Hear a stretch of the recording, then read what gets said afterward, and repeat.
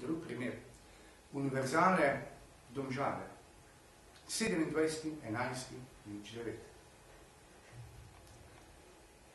Določenih 68.000 evrov za vse tri stvari. Otvoritveno poročilo, preizkus terjatev in del razdelitve mase. Tukaj pride do pritožbe, mislim, da se pritoži prav branilec. Višje sodišče zadevo razveljavi in določi nagrado v enaki višini. V enaki višini. In ne pove, a je to za otvoritveno poročilo, a je to preizkus terjatev, a je to del razdelitve mase. Ampak je to nagrada, prav sodišče. Sodišče v Mariboru. TI klub, tudi stečaj. 33.000 evrov za preizkus terjatev in del razdelitve mase. Ene črke, ene vejce, ene pike ni v obrazložitvi. Zakaj je to izplačeno? Ni česa, obrazložitve sploh ni, ampak določamo tako nagrado. Pletenina, 26.1.2010, 90.500 evrov. Neto.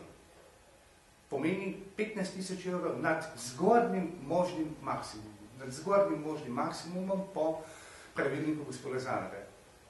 Nagrada ni specificirana. Sploh se ne ve, zakaj je to izplačeno. Presega vse omejitve. Torej za 10.500 evrov. Podobne primere vam bi lahko našteval. Gradi, Snova, Maribor, Prima inženirjih vojnik, SCT International. Podobne situacije. In kot zadnje, naj vam povem še naslednjo zadevo. Elan, ker stečaj traja že desetletje in več. Tukaj gre po naši ceni za ne anomalije, ampak gre za sum korupcije, ki kliče po gospodu Kosu.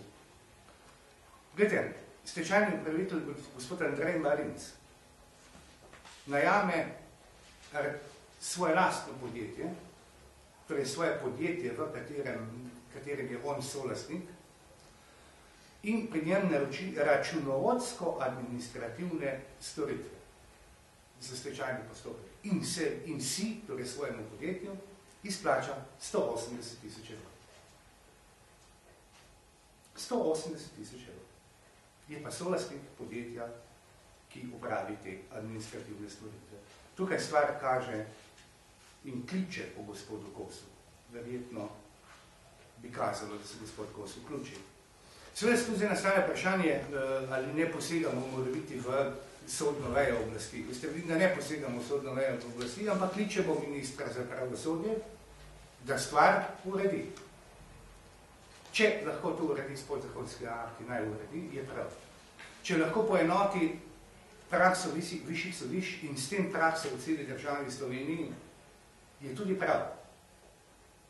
Če mora spremeniti zakon, naj pa pride spremembo zakona. Vendar v nobenem primeru Ministrstvo za pravosodje in minister ne spremlja dogajanje na tem področju. Ker če bi dogajanje na tem področju spremljal, bi lahko tako kot mi tudi te anomalije opazili.